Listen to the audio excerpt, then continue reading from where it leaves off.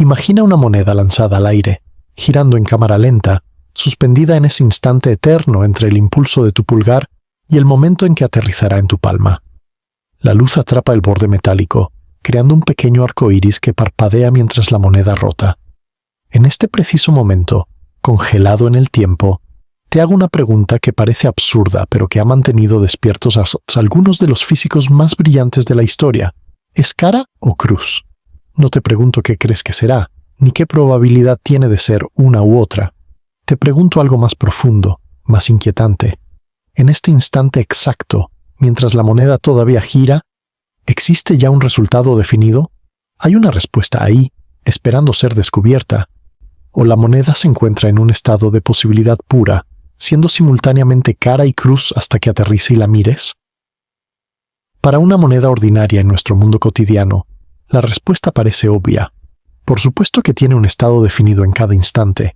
Las leyes de la física clásica, las mismas que Newton descubrió observando manzanas caer, nos dicen que si conociéramos la posición exacta, la velocidad, el ángulo de rotación, la resistencia del aire y todos los demás factores, podríamos predecir con certeza absoluta cómo caerá. El resultado ya está determinado desde el momento en que la lanzaste. Simplemente no tenemos acceso a toda la información necesaria para calcularlo. La ignorancia es nuestra, no del universo. El cosmos sabe perfectamente qué cara mostrará esa moneda. Nosotros simplemente no lo sabemos todavía. Pero aquí es donde la historia se vuelve extraña, donde el suelo que creías firme bajo tus pies comienza a temblar. Porque en los sótanos de laboratorios de física alrededor del mundo, en experimentos que se han repetido miles de veces durante casi un siglo, hemos descubierto algo que desafía esta intuición fundamental. A escalas increíblemente pequeñas, en el reino de los átomos y las partículas subatómicas, las cosas no funcionan así. En ese mundo diminuto, las partículas parecen existir genuinamente en estados de superposición, siendo múltiples cosas a la vez, hasta que alguien o algo las observa. Y cuando digo observa, no me refiero a que un científico las mire con curiosidad. Me refiero a algo mucho más técnico, y al mismo tiempo mucho más misterioso. El acto de medir, de interactuar, de extraer información de alguna manera, parece cambiar fundamentalmente lo que existe. Esto no es ciencia ficción, no es filosofía especulativa ni misticismo disfrazado de física. Es el corazón mismo de la mecánica cuántica, la teoría científica más exitosa y mejor comprobada en la historia de la humanidad. La misma teoría que hace posible el teléfono que quizás sostienes en tu mano, el láser que lee tus discos, los transistores que alimentan cada computadora del planeta. Y sin embargo, después de casi 100 años de usar esta teoría con precisión asombrosa, los físicos todavía no se ponen de acuerdo sobre qué significa realmente. Específicamente, no se ponen de acuerdo sobre qué papel juega la observación, la medición, el acto de mirar, en determinar qué es real. Esta es la pregunta que exploraremos juntos durante las próximas 2 horas. No te prometo respuestas definitivas, porque honestamente no las tengo, y cualquiera que te diga que las tiene probablemente está vendiéndote algo. Lo que sí te prometo es un viaje cuidadoso y sincero a través de uno de los misterios más profundos que la ciencia ha encontrado. Examinaremos la evidencia experimental real, escucharemos los argumentos más fuertes de cada lado, exploraremos las teorías más provocativas y también las objeciones más rigurosas contra ellas. Y a lo largo del camino quizás descubramos que la pregunta sobre si la realidad existe antes de que la mires es, en el fondo, una pregunta sobre qué eres tú, qué es la conciencia y cuál es tu lugar en este cosmos extraño y maravilloso. Imagina ahora un laboratorio diferente. No es el típico laboratorio de ciencia ficción con luces parpadeantes y pantallas holográficas. Es un espacio austero, silencioso, con mesas de metal y equipos que parecen sorprendentemente modestos para la profundidad de los misterios que exploran. En una esquina hay un detector de fotones, un dispositivo extraordinariamente sensible capaz de registrar la llegada de partículas individuales de luz. Y en algún lugar de este espacio, quizás en este preciso momento mientras escuchas estas palabras, un fotón solitario viaja hacia su destino. Esta partícula de luz, una de las entidades más fundamentales del universo, existe en un estado que desafía toda descripción clásica. Según la mecánica cuántica, hasta que ese fotón interactúe con el detector, hasta que sea medido de alguna manera, no tiene una posición definida. No está aquí o allá. Está, en cierto sentido matemático muy preciso, en todas partes a la vez. ¿Te parece absurdo? Deberías sentirlo así. El gran físico Richard Feynman, quien entendía la mecánica cuántica tan profundamente como cualquier ser humano que haya vivido, dijo famosamente que nadie entiende realmente la mecánica cuántica. No quería decir que las matemáticas fueran demasiado difíciles. Quería decir que la teoría describe un mundo tan ajeno a nuestra experiencia cotidiana que nuestras intuiciones simplemente no aplican. Intentar visualizar lo que realmente está pasando a nivel cuántico usando los conceptos de nuestra vida diaria es como intentar explicar el color a alguien que nació ciego. Las palabras que tenemos, las imágenes mentales que podemos formar, simplemente no capturan la realidad. Y sin embargo, la realidad cuántica no está separada de nuestra realidad cotidiana. Es su fundamento. Cada objeto que puedes ver y tocar, incluyendo tu propio cuerpo, está hecho de partículas cuánticas. La silla donde te sientas es un enjambre de átomos, y cada átomo es un sistema cuántico. La luz que entra por tu ventana es un flujo de fotones, cada uno obedeciendo las extrañas leyes de la mecánica cuántica. De alguna manera, la extrañeza cuántica se promedia, se cancela, se oculta cuando miramos el mundo a nuestra escala, pero está ahí, subyacente a todo. La pregunta que nos ocupa, la pregunta que da título a esta exploración, es si esta extrañeza tiene algo que ver contigo, con tu conciencia, con el acto de mirar.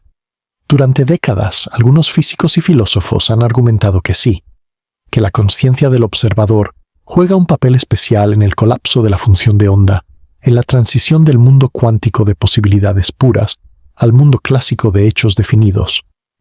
Otros han rechazado esta idea con vehemencia, argumentando que es misticismo disfrazado de ciencia, que no hay nada especial sobre la conciencia en este contexto, que la física funciona perfectamente bien sin invocar observadores conscientes, y otros más han tomado posiciones intermedias, agnósticas, sugiriendo que simplemente no sabemos lo suficiente sobre la conciencia o sobre la mecánica cuántica para responder la pregunta definitivamente. Antes de adentrarnos en estas aguas profundas, quiero establecer algo importante sobre el tono de nuestra conversación. No estoy aquí para convencerte de nada.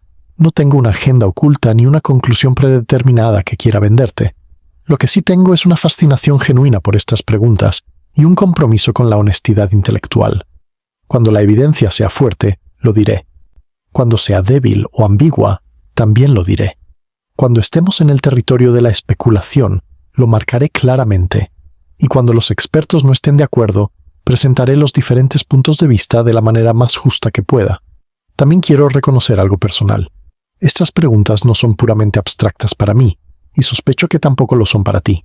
Hay algo profundamente perturbador y al mismo tiempo emocionante en la posibilidad de que la realidad no sea tan sólida como parece, que el mundo que experimentamos podría de alguna manera depender del hecho de que lo experimentamos, que tu conciencia, esa sensación íntima e innegable de ser tú, de estar aquí, de mirar y sentir y pensar, podría no ser un accidente cósmico, sino algo entretejido en la trama misma de la existencia. No digo que esto sea verdad. No tengo forma de saberlo, pero la posibilidad es vertiginosa y creo que vale la pena explorarla con cuidado. Así que respira profundamente. Siente el peso de tu cuerpo donde estés sentado o acostado. Nota cómo el aire entra y sale de tus pulmones sin que tengas que pensarlo. Hay algo que está teniendo esta experiencia, algo que está escuchando estas palabras y formando pensamientos sobre ellas. Ese algo eres tú. Y durante las próximas 2 horas, vamos a preguntarnos qué relación tiene ese algo, esa conciencia que eres, con el universo físico que aparentemente habitas. ¿Eres un observador pasivo de una realidad que existe independientemente de ti? ¿O eres, de alguna manera que todavía no entendemos, un participante activo en la creación continua de lo que existe? Si este tipo de exploración te atrae, si disfrutas sentarte con preguntas que no tienen respuestas fáciles y examinar ideas desde múltiples ángulos sin prisa por llegar a conclusiones, entonces quizás este sea tu tipo de contenido. Este canal es un espacio para pensar despacio sobre los grandes misterios, sin el ruido y la prisa que caracteriza tanta de nuestra vida moderna.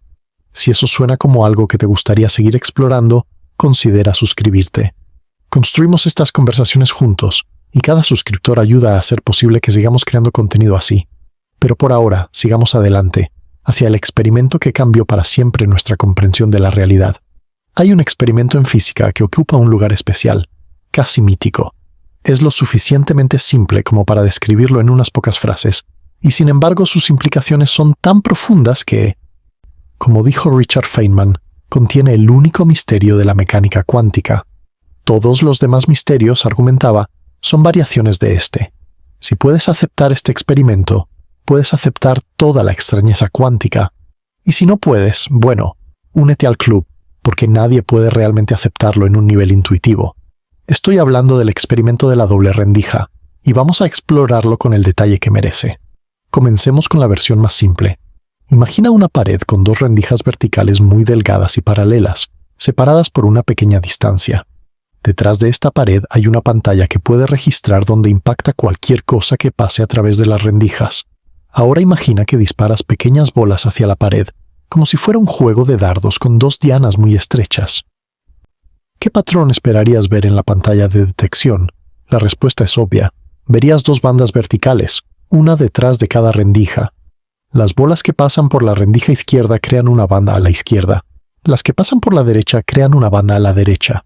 Algunas bolas rebotan en la pared y nunca llegan a la pantalla. El patrón final es exactamente lo que esperarías de objetos sólidos que viajan en líneas rectas. Ahora cambiemos el experimento. En lugar de bolas, usemos ondas, como las ondas en la superficie de un estanque. Imagina que las ondas llegan a la pared con las dos rendijas. Cada rendija actúa como una nueva fuente de ondas, creando ondas circulares que se expanden desde cada abertura. Ahora viene lo interesante. Cuando las ondas de las dos rendijas se encuentran, interfieren entre sí. En algunos lugares, la cresta de una onda coincide con la cresta de la otra y se amplifican mutuamente, creando una onda más alta. En otros lugares, la cresta de una coincide con el valle de la otra y se cancelan, creando una zona de calma. El resultado en la pantalla de detección no son dos bandas, sino un patrón de interferencia. Muchas bandas alternando entre zonas de alta intensidad y zonas de casi ninguna intensidad. Este patrón de interferencia es la firma inequívoca de las ondas. Las partículas, las bolas que disparamos antes, no crean este patrón, solo dos bandas. Las ondas sí lo crean, muchas bandas alternadas. Esta es una diferencia fundamental entre el comportamiento de partículas y ondas, y durante siglos los físicos usaron exactamente este tipo de experimento para determinar si algo era una cosa o la otra. Thomas Young lo usó en 1801 para demostrar que la luz es una onda, resolviendo un debate que había durado décadas. Ahora viene la parte que debería quitarte el sueño. Cuando hacemos el experimento de la doble rendija con fotones, las partículas de luz, obtenemos el patrón de interferencia. Muchas bandas, no dos. Esto por sí solo no es tan sorprendente. Después de todo, sabemos desde los tiempos de Jung que la luz se comporta como onda en muchas situaciones. La onda de luz pasa por ambas rendijas simultáneamente, interfiere consigo misma y produce el patrón familiar. Todo esto está perfectamente de acuerdo con la física clásica de ondas, pero aquí está el problema. Podemos bajar la intensidad del rayo de luz tanto como queramos. Podemos bajarla hasta el punto en que solo un fotón a la vez viaja hacia las rendijas. Un único, solitario fotón. Y podemos colocar detectores tan sensibles que registran cada fotón individual cuando llega a la pantalla. Cuando hacemos esto, algo extraordinario sucede. Cada fotón individual llega a la pantalla como una partícula, impacta en un punto específico y causa un pequeño destello. No hay ambigüedad sobre dónde llegó. Es un punto, no una mancha extendida. Esto parece confirmar que el fotón es una partícula, una pequeña bala de luz que viaja en línea recta y golpea la pantalla en un lugar definido. Hasta aquí, todo tiene sentido. Pero si esperas lo suficiente y dejas que muchos fotones individuales pasen por el sistema, uno a la vez, y registras dónde impacta cada uno, gradualmente emerge un patrón en los datos. Cada fotón individual llega en un punto aparentemente aleatorio. No hay forma de predecir exactamente dónde llegará el próximo. Pero cuando miras miles de impactos acumulados, el patrón de interferencia aparece. Muchas bandas alternadas, exactamente como si una onda hubiera pasado por ambas rendijas e interferido consigo misma. Detente un momento a considerar lo que esto significa. Cada fotón viaja solo. No hay otro fotón con el cual pueda interferir. Es como si la partícula, de alguna manera, pasara por ambas rendijas simultáneamente e interfiriera consigo misma. Pero cuando llega a la pantalla, llega en un solo punto, como una partícula. El fotón parece ser onda cuando viaja y partícula cuando llega, o más precisamente, parece ser algo que no es ni onda ni partícula en el sentido clásico, algo que no tiene análogo en nuestra experiencia cotidiana. La mecánica cuántica describe esta situación diciendo que el fotón existe en una superposición de estados. No está en la rendija izquierda ni en la derecha, sino en ambas simultáneamente. Su función de onda, la descripción matemática de su estado, pasa por ambas rendijas y se combina del otro lado, creando zonas de alta y baja probabilidad. Donde las ondas se refuerzan, hay alta probabilidad de que el fotón aparezca. Donde se cancelan, hay baja probabilidad. Esto explica perfectamente el patrón de interferencia, pero la función de onda no es la partícula, es una descripción de probabilidades, y cuando el fotón llega a la pantalla, no llega en todas las zonas de alta probabilidad a la vez, llega en un solo lugar. La función de onda colapsa, por usar el término técnico, y el fotón se manifiesta en una posición definida. Antes de la detección, superposición. Después de la detección, un resultado definido. El acto de medir parece cambiar fundamentalmente lo que existe. Ahora viene la parte que realmente entra en el territorio de nuestra pregunta central. ¿Qué pasa si intentamos determinar por qué rendija pasa cada fotón individual? Después de todo, si el fotón es realmente una partícula que existe en un lugar definido, debería pasar por una rendija o la otra, no por ambas. Podemos colocar detectores en las rendijas mismas para observar el paso del fotón. Cuando hacemos esto, cuando observamos por qué rendija pasa el fotón, el patrón de interferencia desaparece. En su lugar, obtenemos exactamente lo que esperaríamos de partículas clásicas, dos bandas, una detrás de cada rendija. Al observar, al obtener información sobre el camino del fotón, destruimos el patrón de interferencia. El fotón se comporta como partícula cuando lo miramos y como onda cuando no lo miramos. La primera vez que escuché esto, hace muchos años, pensé que debía haber una explicación simple. Obviamente, el detector en la rendija debe perturbar físicamente el fotón de alguna manera. No es la observación en sí lo que cambia el comportamiento, sino la interacción física con el aparato de medición.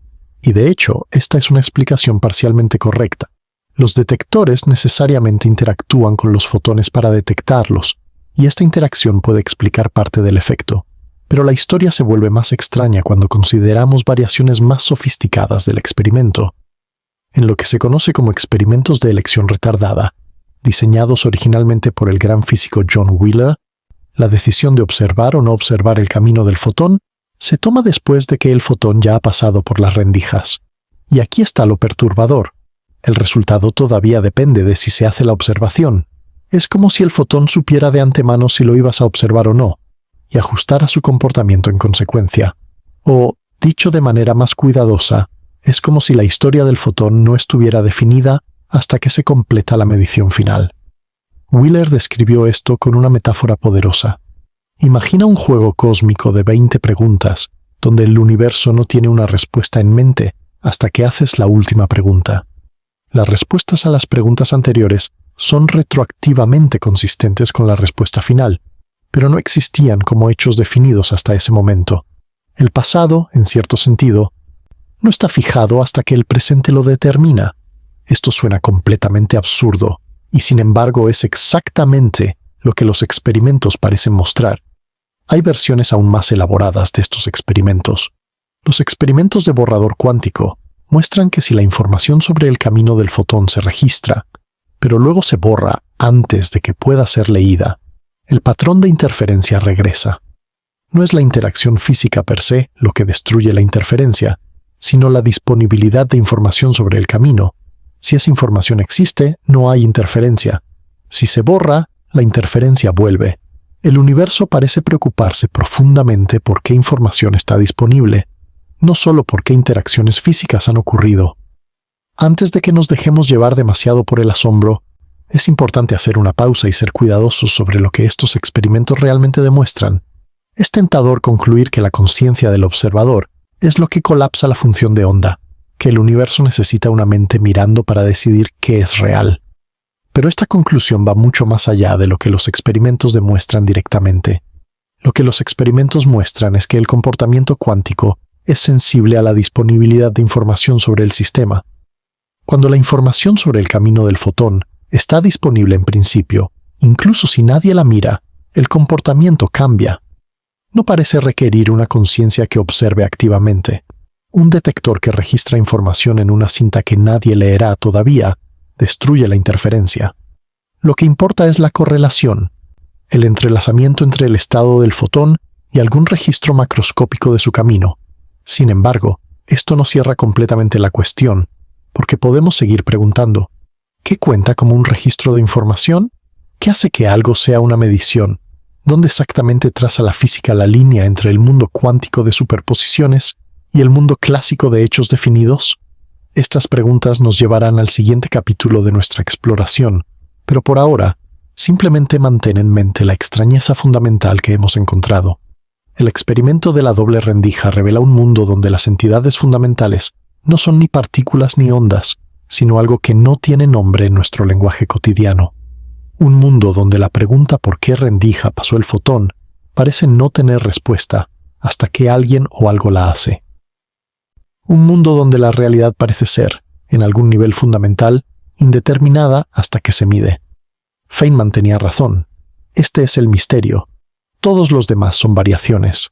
Y lo más extraordinario es que esto no es especulación. No es teoría no comprobada. Estos experimentos se han realizado innumerables veces, con fotones, con electrones, con neutrones, incluso con moléculas relativamente grandes. Siempre el mismo resultado. La mecánica cuántica funciona. Predice los resultados con precisión exquisita. Simplemente no nos dice qué está pasando realmente, qué significa que la realidad sea indeterminada, o qué papel jugamos nosotros los observadores en todo esto. Mientras reflexionas sobre esto, quizás mires a tu alrededor. La habitación donde estás parece perfectamente sólida y definida. Los objetos tienen formas y colores y posiciones claras. Nada parece estar en superposición de nada. ¿Cómo puede ser que el mundo macroscópico sea tan definido cuando sus componentes fundamentales son tan indefinidos? Esta es una de las preguntas que exploraremos más adelante. Pero por ahora, simplemente deja que la extrañeza repose en tu mente. El mundo no es lo que parece, y eso, curiosamente, es uno de los hechos mejor establecidos de la ciencia moderna. Hay una pregunta que parece simple, pero que ha atormentado a los físicos durante casi un siglo. ¿Qué es, exactamente, una observación? Cuando decimos que observar un sistema cuántico cambia su comportamiento, ¿qué queremos decir con observar? ¿Es el fotón golpeando un detector? ¿Es el detector enviando una señal a una computadora? ¿Es la computadora almacenando datos en su memoria? ¿Es un científico leyendo los datos en una pantalla? ¿Es el científico volviéndose consciente de los resultados? ¿O es algo más sutil, algo que no hemos identificado correctamente? Esta cadena de preguntas fue articulada claramente por primera vez por el brillante matemático John von Neumann en su tratado fundacional de 1932 sobre los fundamentos matemáticos de la mecánica cuántica. Von Neumann se dio cuenta de que la teoría cuántica, tal como estaba formulada, parecía requerir un punto donde el proceso de medición terminara, donde la superposición colapsara en un resultado definido. Pero la teoría misma no especificaba dónde estaba ese punto. Piénsalo de esta manera. Según la mecánica cuántica, el fotón, antes de ser detectado, está en una superposición de estados. Pero el detector que registra el fotón también está hecho de átomos, que también obedecen las leyes cuánticas. ¿Por qué el detector no entra en superposición junto con el fotón?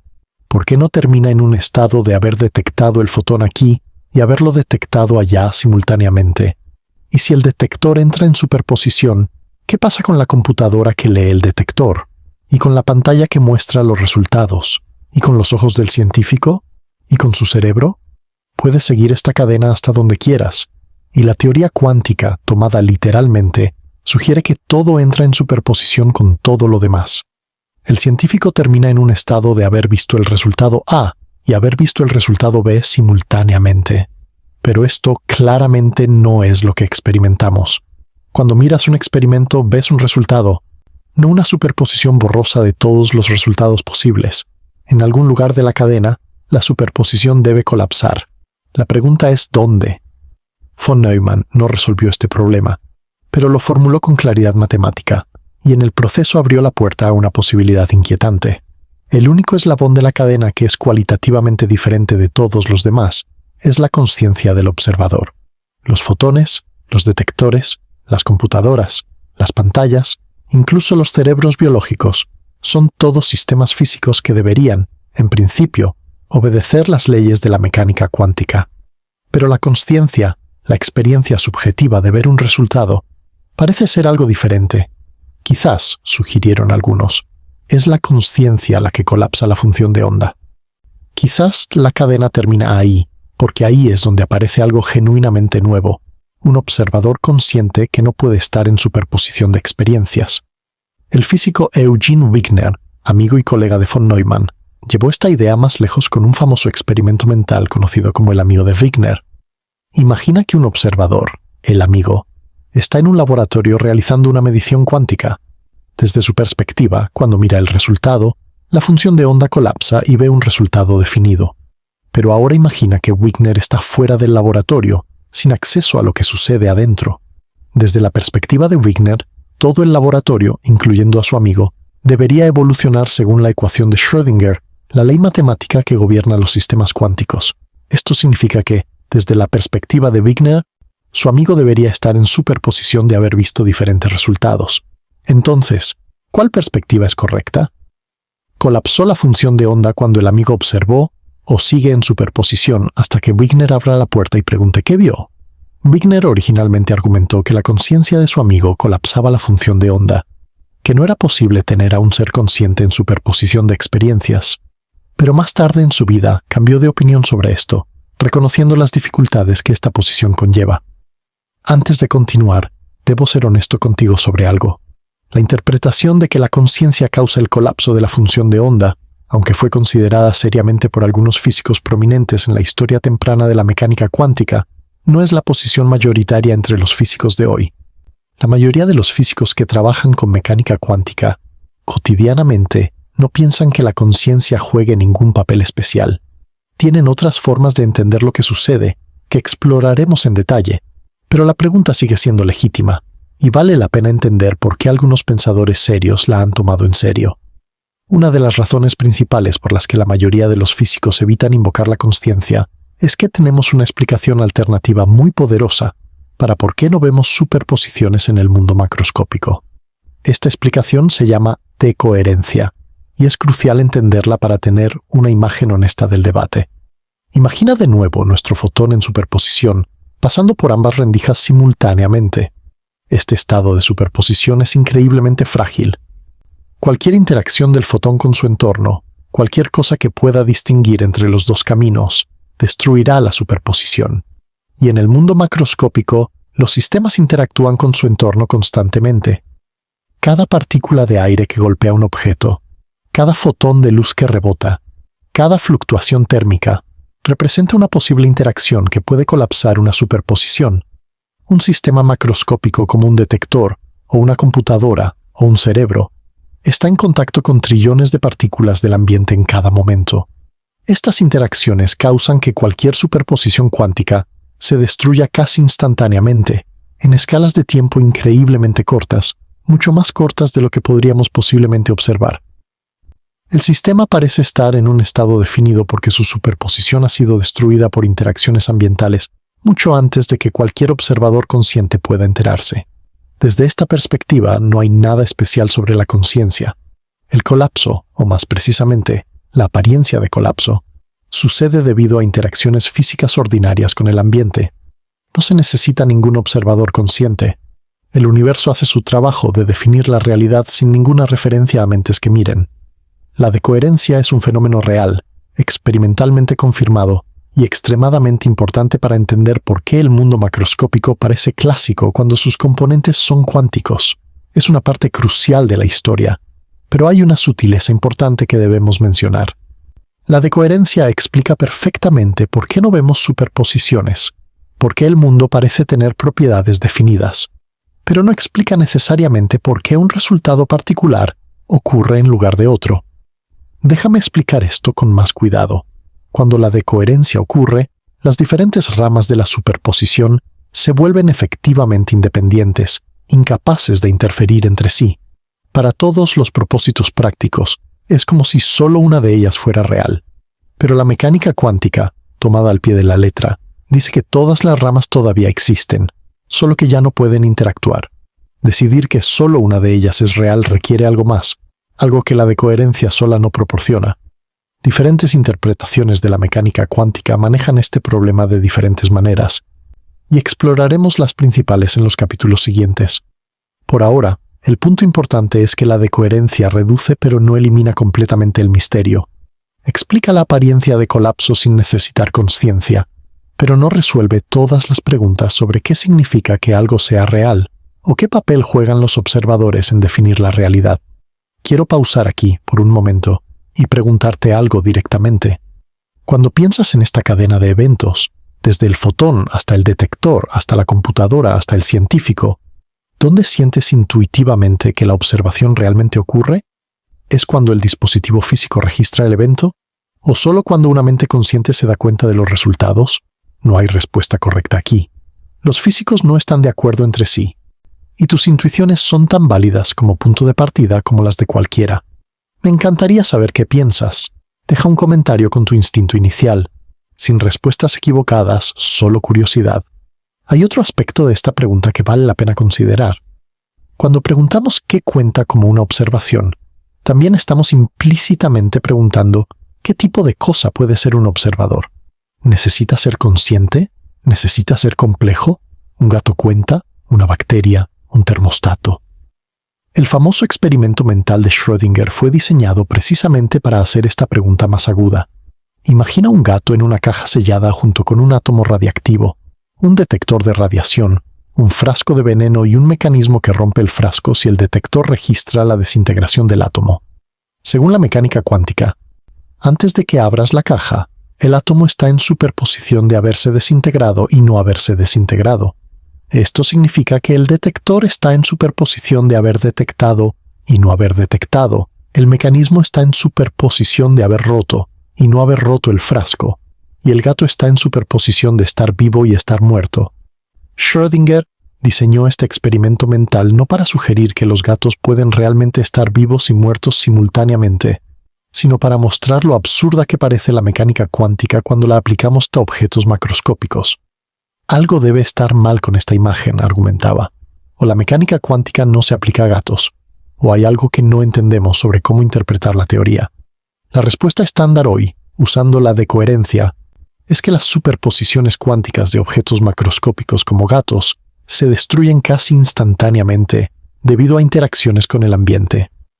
Para cuando pudieras abrir la caja, el gato ya hace tiempo que está definidamente vivo o definitivamente muerto, no porque lo hayas observado, sino porque las moléculas de aire y los fotones infrarrojos en la caja ya han interactuado con el sistema y colapsado efectivamente la superposición. Pero esto todavía deja preguntas abiertas. ¿Es la interacción con el ambiente lo que hace el trabajo, o hay algo más fundamental sucediendo? ¿Y qué pasa en los casos límite, con sistemas que están en el borde entre lo cuántico y lo clásico? Experimentos recientes han logrado mantener objetos cada vez más grandes en estados de superposición, incluyendo moléculas con cientos de átomos. ¿Cuál es el límite? ¿Hay algún tamaño o complejidad donde la superposición se vuelve imposible en principio? ¿O es simplemente una cuestión práctica de aislamiento del ambiente? Estas preguntas siguen abiertas. La física no tiene respuestas definitivas todavía. Y en esta incertidumbre, la posibilidad de que la conciencia juegue algún papel especial no puede ser descartada completamente, aunque tampoco puede ser afirmada con confianza. Estamos genuinamente en territorio de misterio. Lo que sí podemos decir con confianza es que la pregunta ¿qué cuenta como una observación? Es profunda, importante, y no tiene una respuesta simple. No es solo una cuestión técnica de física de partículas. Toca preguntas fundamentales sobre la naturaleza de la información, la medición y posiblemente la consciencia misma.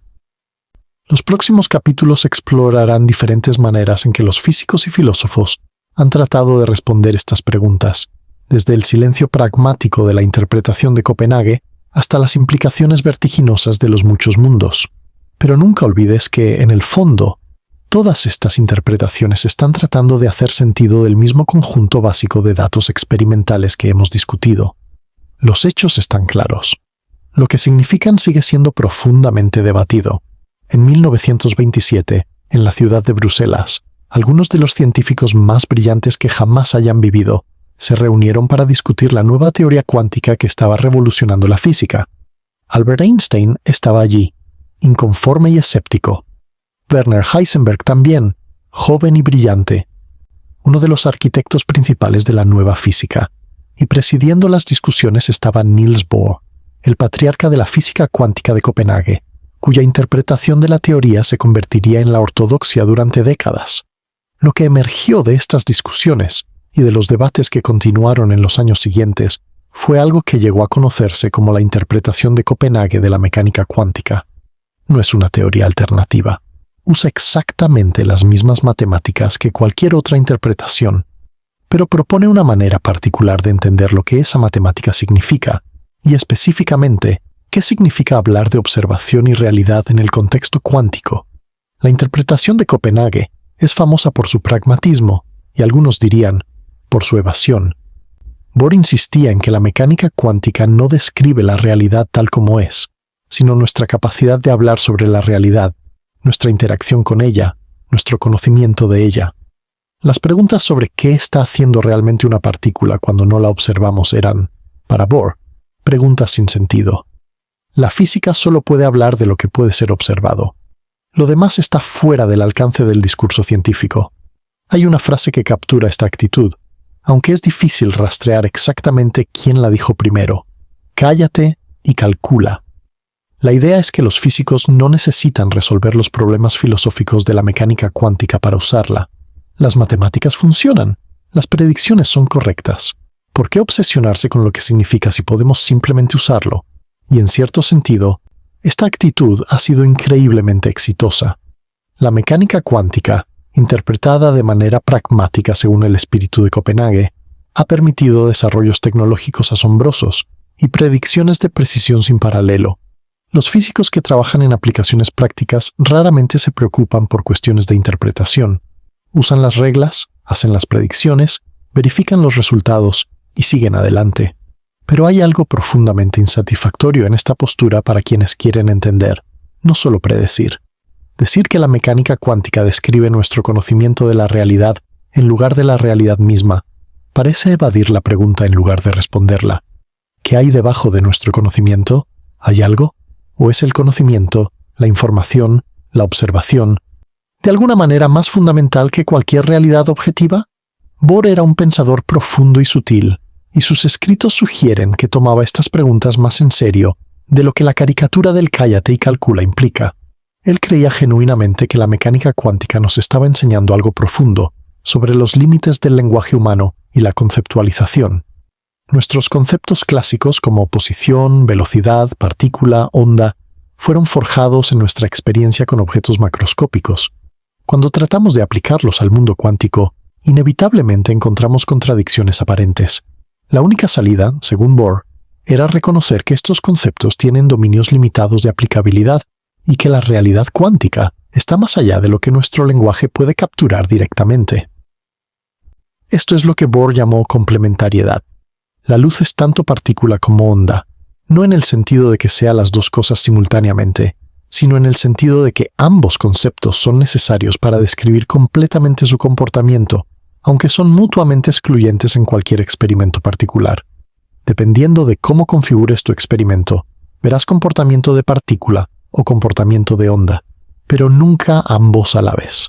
La realidad es más compleja que cualquier descripción única que podamos dar. Desde la perspectiva de Copenhague, la pregunta de nuestro título, ¿qué pasa si la realidad no existe hasta que la miras?, recibe una respuesta peculiar. No es que la realidad no exista, es que hablar de la realidad aparte de la observación es un error de categoría, una pregunta mal formulada. La física solo tiene sentido en el contexto de mediciones, y preguntarse qué hay cuando no medimos es salirse del dominio de lo que la física puede abordar. Si esto te parece una evasión, no estás solo. Einstein nunca aceptó la interpretación de Copenhague, y sus debates con Bohr son legendarios en la historia de la física. Einstein creía firmemente en lo que llamaba realismo, la idea de que el mundo tiene propiedades definidas independientemente de si las observamos o no. La luna está ahí cuando no la miras, insistía. La mecánica cuántica, si dice lo contrario, debe estar incompleta. Los debates entre Einstein y Bohr nunca se resolvieron durante sus vidas. Einstein propuso varios experimentos mentales diseñados para mostrar que la mecánica cuántica era incompleta o inconsistente. Bohr encontró formas de refutar cada uno de ellos. mostrando que la teoría era internamente consistente aunque extraña. Pero la cuestión de si la teoría era completa, si describía toda la realidad o solo nuestra interacción con ella, quedó abierta. Lo que es notable es que esta pregunta, que podría parecer puramente filosófica, eventualmente se convirtió en algo que podía testearse experimentalmente. Los teoremas de Bell, formulados en 1964, mostraron que ciertas predicciones de la mecánica cuántica son incompatibles con cualquier teoría que tenga las propiedades que Einstein quería: localidad y realismo. Los experimentos, realizados repetidamente desde los años 80 con precisión creciente, han confirmado las predicciones cuánticas. El universo realmente es tan extraño como la mecánica cuántica dice que es. Pero esto no significa que Copenhague sea la interpretación correcta. Los experimentos de Bell descartan una clase particular de teorías realistas locales, pero hay muchas otras interpretaciones de la mecánica cuántica que son compatibles con los datos experimentales. Copenhague es una de ellas. Pero también lo son otras interpretaciones muy diferentes, algunas de las cuales exploraremos pronto. Lo que Copenhague nos ofrece, al final, es una manera de trabajar con la mecánica cuántica sin tener que responder las preguntas difíciles sobre la naturaleza de la realidad. Es pragmáticamente exitoso pero filosóficamente insatisfactorio para quienes quieren más. Deja la cuestión del observador genuinamente abierta, en un silencio que puede interpretarse como humildad epistémica o como evasión, dependiendo de tu temperamento. Una cosa importante sobre Copenhague es que, aunque a menudo se describe como la interpretación dominante u ortodoxa, encuestas recientes entre físicos sugieren que ya no tiene la hegemonía que una vez tuvo. Muchos físicos contemporáneos favorecen otras interpretaciones, particularmente la interpretación de muchos mundos que exploraremos a continuación. Copenhague sigue siendo históricamente importante y ampliamente enseñada, pero ya no es el consenso indiscutido que alguna vez fue. Lo que podemos aprender de Copenhague, independientemente de si la aceptamos, es una lección de humildad. La física trabaja construyendo modelos matemáticos que predicen los resultados de experimentos. Estos modelos pueden ser extraordinariamente exitosos, sin que tengamos una comprensión clara de qué significan. La mecánica cuántica es quizás el ejemplo más dramático de este fenómeno. Tenemos las ecuaciones. Funcionan brillantemente. Pero después de casi un siglo, todavía no hay consenso sobre qué nos dicen sobre la naturaleza fundamental de la realidad. Y quizás eso esté bien. Quizás la insistencia en que la física debe darnos una imagen clara de la realidad objetiva es una expectativa injustificada. O quizás estamos simplemente en una etapa temprana de comprensión, esperando una revolución conceptual que aclare todo. La historia de la ciencia sugiere que tales revoluciones son posibles, aunque nunca predecibles. Mientras tanto, vivimos con la extrañeza, con el misterio, con la pregunta abierta de qué significa que algo sea real. Respira profundamente por un momento. Siente el aire entrando en tus pulmones.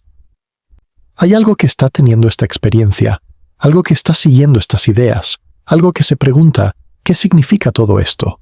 Ese algo eres tú. Y mientras Copenhague nos dice que las preguntas sobre la realidad, aparte de la observación, pueden no tener sentido, aquí estás tú, observando, y la realidad parece perfectamente presente. El misterio está en la relación entre estas dos cosas, tu experiencia innegable y el mundo que aparece en ella. Sigamos explorando. Hay una interpretación de la mecánica cuántica que suena a ciencia ficción, pero que es tomada muy en serio por una fracción significativa de físicos, especialmente entre cosmólogos y teóricos de la computación cuántica. Es la interpretación de los muchos mundos, propuesta originalmente por Hugh Everett en 1957, y que en las últimas décadas ha ganado considerable popularidad. La idea central de los muchos mundos es simple y audaz. La función de onda nunca colapsa. Nunca. Toda la evolución cuántica procede según la ecuación de Schrödinger, de manera completamente determinista, sin ningún proceso especial de medición que la interrumpa. Pero entonces, ¿por qué vemos resultados definidos cuando hacemos mediciones? ¿Por qué no vemos el universo entero en superposición? La respuesta de Everett es que sí vemos resultados definidos, porque nosotros mismos nos hemos dividido junto con el sistema medido. Cuando un experimentador mide una partícula que está en superposición de dos estados, el experimentador se entrelaza cuánticamente con la partícula y entra en superposición de dos estados. Uno donde midió el resultado A y otro donde midió el resultado B. Y no es solo el experimentador, es todo el laboratorio, toda la Tierra, todo el universo observable. Cada vez que una medición cuántica ocurre, la realidad se ramifica en múltiples versiones, cada una conteniendo un resultado diferente. Desde dentro de cualquier rama particular, parece que ha ocurrido un único resultado definido. No tienes experiencia de las otras ramas porque las diferentes ramas no pueden interactuar entre sí después de separarse. La decoherencia asegura que las ramas se vuelvan independientes casi instantáneamente. Cada versión de ti solo tiene acceso a su propia rama, y desde esa perspectiva limitada, parece que el mundo tiene propiedades definidas, y que las mediciones tienen resultados únicos. Quiero que te detengas un momento a considerar lo que esto implica. Si los muchos mundos son correctos, en algún sentido hay versiones de ti viviendo cada vida posible que es compatible con las leyes de la física. En alguna rama, decidiste no ver este video y estás haciendo algo completamente diferente en este momento. En otra, este video nunca fue creado. En innumerables otras, las diferencias son tan pequeñas como la posición exacta de algunas partículas en tu cerebro. Y todas estas ramas son igualmente reales. No hay una rama privilegiada, ningún nuestro universo que sea más real que los demás. Esta es una ontología extraordinariamente inflada. La interpretación de muchos mundos postula una cantidad incomprensiblemente vasta de realidades, todas coexistiendo en algún sentido, aunque incapaces de comunicarse entre sí. Para muchos, esto parece una violación flagrante de la navaja de Occam, el principio de que no debemos multiplicar entidades innecesariamente. Pero los defensores de muchos mundos argumentan lo contrario. Su interpretación es más simple porque no requiere ningún proceso adicional de colapso. La única entidad que postulan es la función de onda universal, evolucionando según una única ecuación.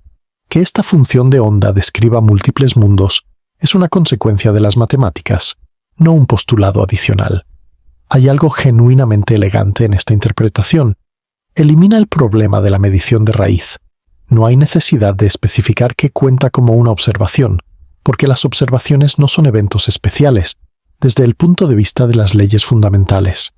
No hay necesidad de invocar consciencia u observadores privilegiados. El universo evoluciona según leyes perfectamente deterministas, sin ningún elemento de azar genuino. Todo lo que puede pasar, pasa en alguna rama. Sin embargo, esta elegancia viene con costos conceptuales significativos. El más serio es el problema de la probabilidad.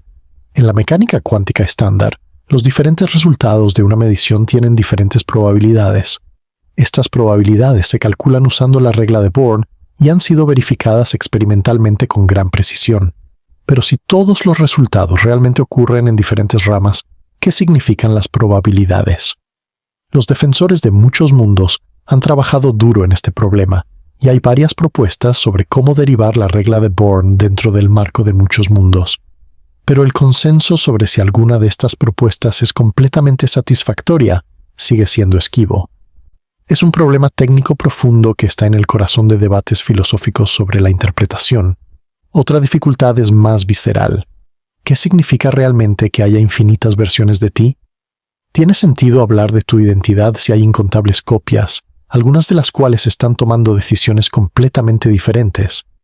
¿Qué pasa con la noción de responsabilidad moral si, haga lo que hagas, otra versión de ti hace lo contrario? Estas preguntas no son razones para rechazar la interpretación. La realidad no tiene obligación de conformarse a nuestras intuiciones morales, pero sí indican cuán radical es el cambio de visión del mundo que muchos mundos implica.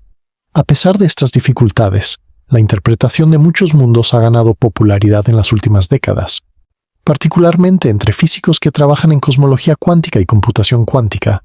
En estos campos, la noción de una función de onda universal que nunca colapsa es particularmente natural y útil. No es la interpretación mayoritaria, los físicos están genuinamente divididos, pero es una contendiente seria. Para nuestra pregunta central sobre si la realidad existe antes de que la mires, muchos mundos ofrecen una respuesta provocadora. La realidad no espera tu observación para existir. Existe en todas sus versiones simultáneamente, y siempre ha existido así. Cuando miras, no creas la realidad. Simplemente te divides junto con ella, terminando en una rama particular sin acceso a las demás. La ilusión de que la observación crea un resultado definido es solo eso, una ilusión causada por tu incapacidad de percibir las otras ramas donde ocurrieron los otros resultados. Desde esta perspectiva, No hay nada especial sobre la conciencia o la observación. No hay colapso que explicar. La extrañeza de la mecánica cuántica no está en la relación entre observadores y realidad, sino simplemente en la estructura sorprendentemente ramificada de la realidad misma. Estamos acostumbrados a pensar en el universo como una única línea temporal de eventos. Muchos mundos sugieren que es más como un árbol infinitamente ramificado, y nosotros somos criaturas que solo podemos percibir una rama a la vez. Es una imagen vertiginosa. Imagina el árbol extendiéndose hacia atrás en el tiempo, cada bifurcación representando un evento cuántico, las ramas multiplicándose exponencialmente con cada momento que pasa. En algún lugar de ese árbol, en alguna rama lejana, quizás hay una versión de ti que nunca nació, porque en esa rama tus padres nunca se conocieron, y sin embargo, según muchos mundos, esa rama es tan real como esta. No hay hecho objetivo sobre cuál es la real. Ambas lo son. Vale la pena ser honesto sobre algo aquí. No tenemos forma de verificar experimentalmente si los muchos mundos son correctos. Las diferentes interpretaciones de la mecánica cuántica hacen exactamente las mismas predicciones para todos los experimentos posibles que podemos diseñar actualmente. La diferencia está en la ontología, en lo que dicen sobre qué existe, no en las predicciones experimentales. Esto significa que la elección entre interpretaciones es, en cierto sentido, más filosófica que científica. Aunque algunos argumentan que futuras teorías físicas podrían eventualmente distinguir entre ellas, lo que podemos decir es que muchos mundos es una interpretación coherente, tomada en serio por una porción significativa de la comunidad física, y que ofrece una manera de disolver el problema de la medición, eliminando la noción misma de colapso. Si te atrae la idea de un universo gobernado por leyes completamente deterministas, sin elementos de azar genuino ni roles especiales para observadores, muchos mundos puede resonar contigo. Si la proliferación de realidades te parece ontológicamente extravagante e innecesaria, preferirás otras interpretaciones. Lo que me fascina personalmente de esta discusión es cómo revela que la física, en su nivel más fundamental, no nos da una respuesta única a preguntas sobre la naturaleza de la realidad. Nos da un formalismo matemático que funciona brillantemente, pero el significado de ese formalismo está genuinamente abierto a interpretación. Físicos igualmente competentes pueden mirar exactamente los mismos datos y llegar a conclusiones metafísicas radicalmente diferentes. Esta situación es inusual en la ciencia y sugiere que hay algo profundamente difícil sobre la interfaz entre matemáticas, física y realidad que todavía no entendemos. Ahora que hemos presentado tanto Copenhague como muchos mundos, quiero hacerte una pregunta directa. ¿Dónde te encuentras en este momento? Cuando piensas en estas dos interpretaciones tan diferentes, ¿cuál se siente más correcta para tu intuición?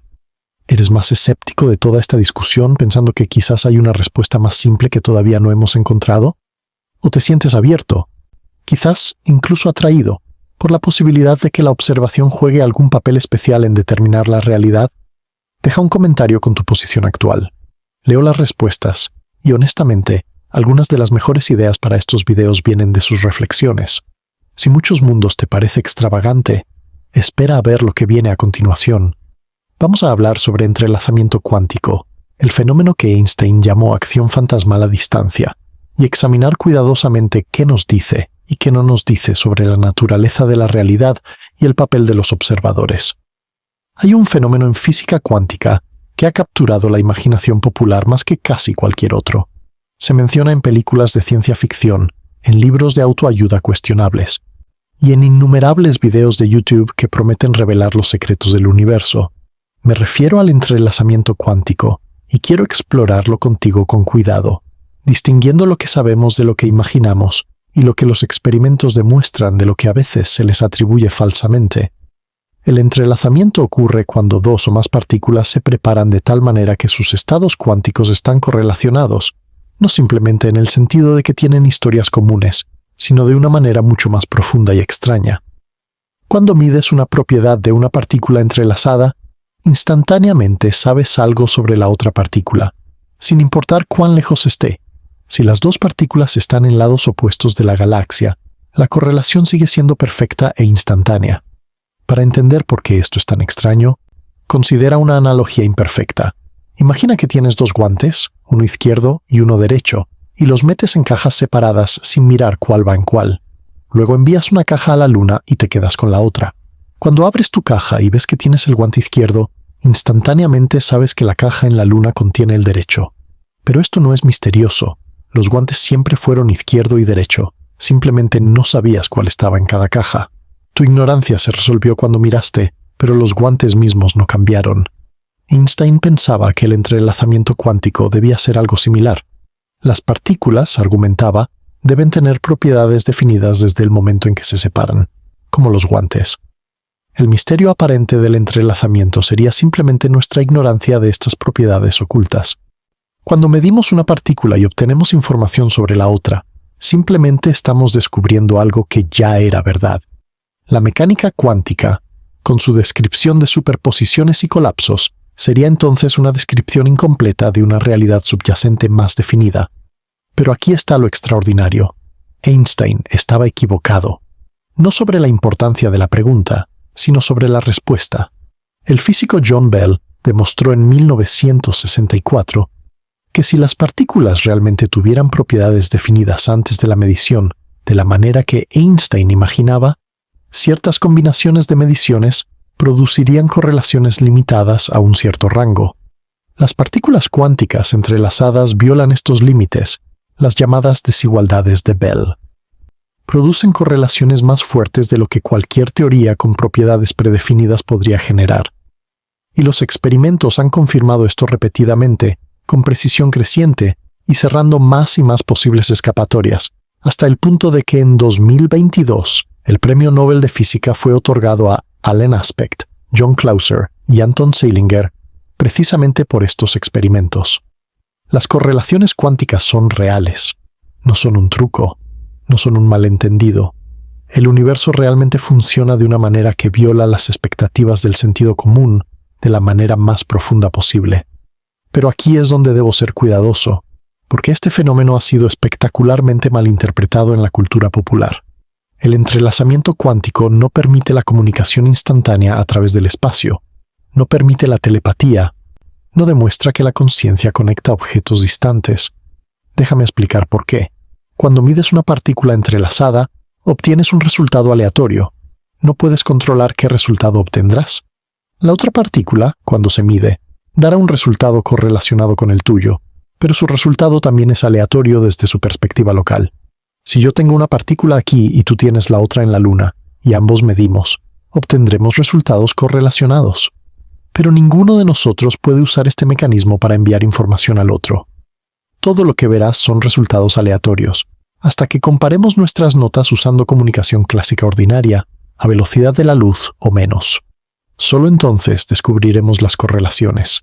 Esto es crucial. El entrelazamiento produce correlaciones no locales, pero no permite señalización no local. La distinción es sutil pero fundamental. Las correlaciones son reales y misteriosas, pero no violan la relatividad ni permiten comunicación instantánea. El universo es extraño, pero no de la manera que las películas de ciencia ficción a menudo sugieren. Entonces, ¿qué nos dice el entrelazamiento sobre nuestra pregunta central, sobre el papel de la observación en la realidad? Aquí las cosas se ponen filosóficamente complicadas, y diferentes interpretaciones de la mecánica cuántica darán respuestas diferentes. Desde la perspectiva de Copenhague, las partículas entrelazadas no tienen propiedades definidas hasta que se miden, pero cuando mides una, la otra instantáneamente adquiere una propiedad correlacionada, a pesar de la distancia.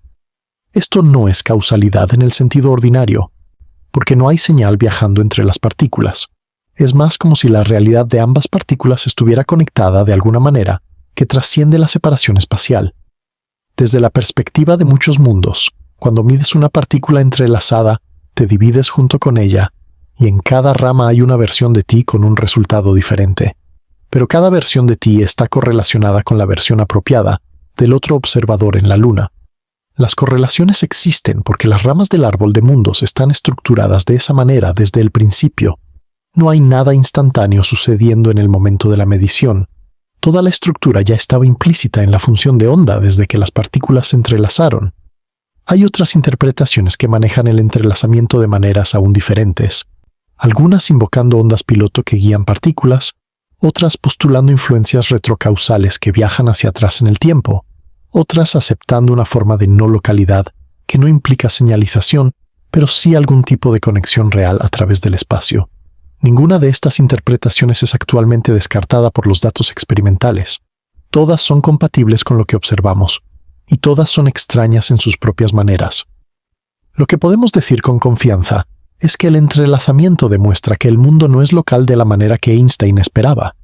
Las partes distantes del universo pueden estar conectadas de formas que no encajan en nuestra imagen clásica de objetos separados con propiedades independientes. Pero esto no implica que la consciencia tenga un papel especial, ni que podamos usar entrelazamiento para efectos paranormales, ni que la física haya demostrado alguna forma de misticismo.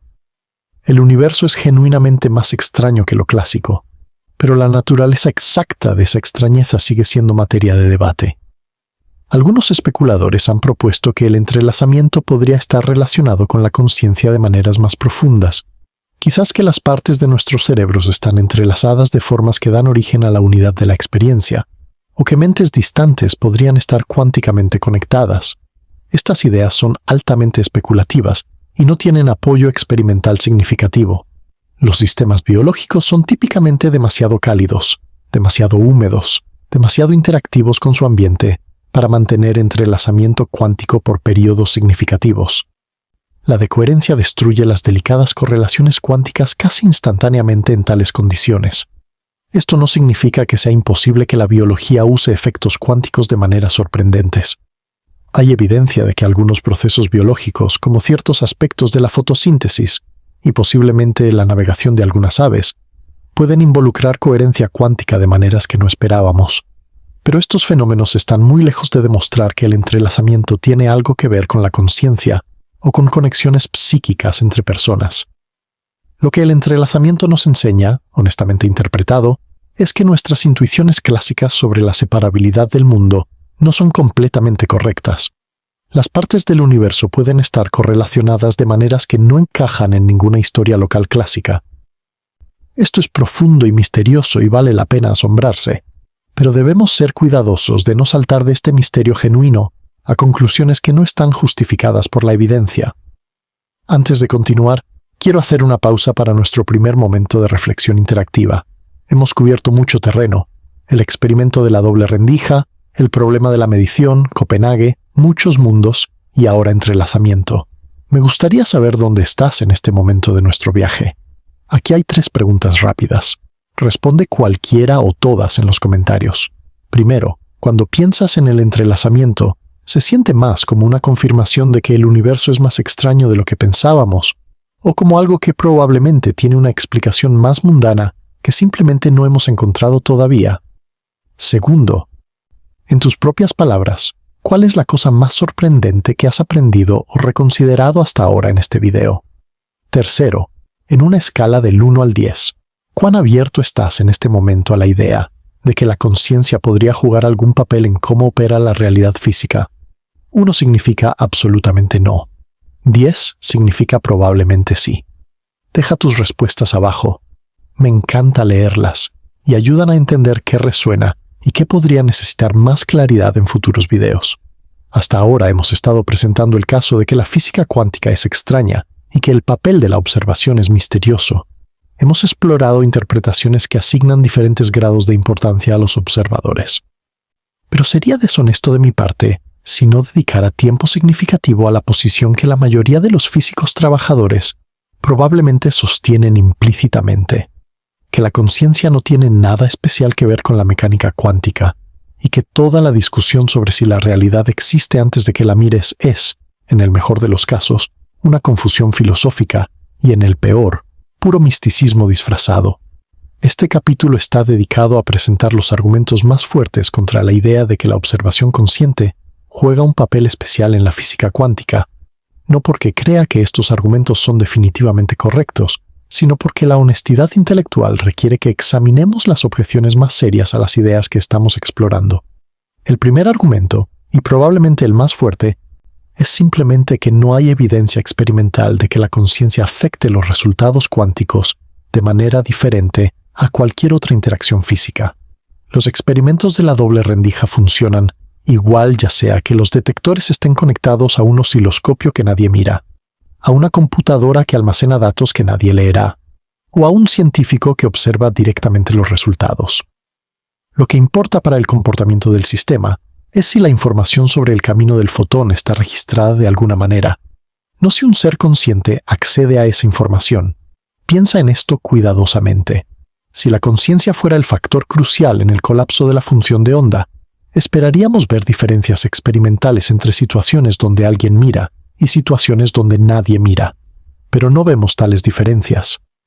Un detector que registra datos en un disco duro que luego es destruido sin que nadie vea los datos produce exactamente los mismos efectos que un detector cuyos datos son examinados por un equipo de físicos. La física no parece importarle si hay una mente involucrada. El segundo argumento viene de consideraciones cosmológicas. El universo existió durante más de 13.000 millones de años antes de que hubiera seres conscientes en la Tierra, y probablemente en cualquier parte. Las galaxias se formaron, las estrellas nacieron y murieron, los elementos pesados se dispersaron por el cosmos. Todo esto sucedió según leyes físicas que no esperaron a que alguien mirara. Los fósiles en las rocas muestran la historia de la vida antes de que los humanos existieran. La luz de galaxias distantes muestra el estado del universo hace miles de millones de años. Si la realidad no existiera hasta que alguien la observara, ¿cómo explicamos esta historia cósmica?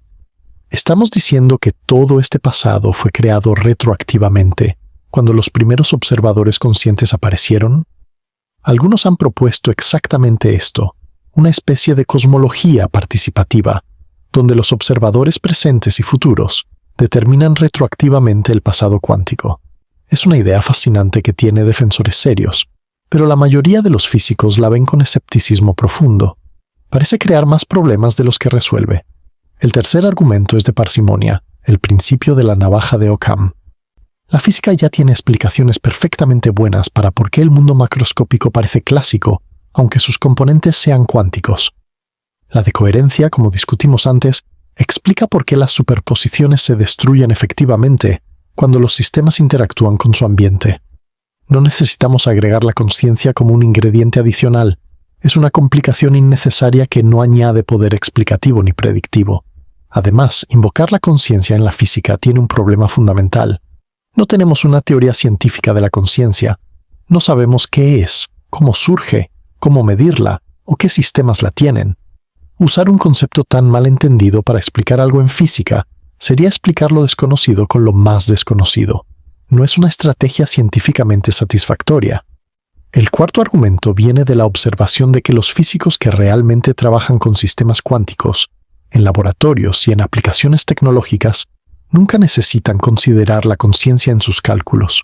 Los ingenieros que diseñan computadoras cuánticas, los experimentalistas que realizan experimentos de óptica cuántica, los teóricos que desarrollan criptografía cuántica, ninguno de ellos incluye la conciencia en sus ecuaciones, y sin embargo, sus predicciones funcionan con precisión extraordinaria. Si la conciencia fuera relevante, esperaríamos que su omisión causara errores en las predicciones. No los causa. Hay también argumentos más específicos contra ciertas versiones de la hipótesis de la conciencia en la mecánica cuántica. La teoría Orch-Oer de Penrose y Hameroff, que exploraremos más adelante, propone que la conciencia surge de procesos cuánticos en microtúbulos dentro de las neuronas.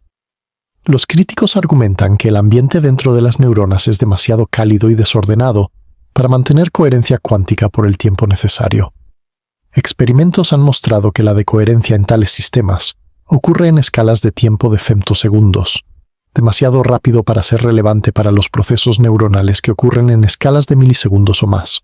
Finalmente, hay un argumento filosófico que algunos encuentran convincente. Las preguntas sobre si la realidad existe independientemente de la observación son, para muchos filósofos, preguntas mal planteadas. El concepto mismo de existencia podría no tener sentido aplicado a cosas que nadie puede en principio observar. Preguntar qué hace el electrón cuando nadie lo mira podría ser como preguntar qué hay al norte del Polo Norte. La pregunta parece tener sentido gramaticalmente, pero quizás no tiene contenido real. Ahora, presentar estos argumentos no significa que yo los encuentre completamente convincentes. Hay respuestas posibles a cada uno de ellos. Pero son argumentos serios que merecen consideración seria, y representan la posición mayoritaria, aunque no unánime, entre los físicos profesionales. Lo que me parece más honesto decir es que la cuestión sigue genuinamente abierta. La física cuántica es extraña de maneras que todavía no entendemos completamente. El problema de la medición no ha sido resuelto de manera que satisfaga a todos.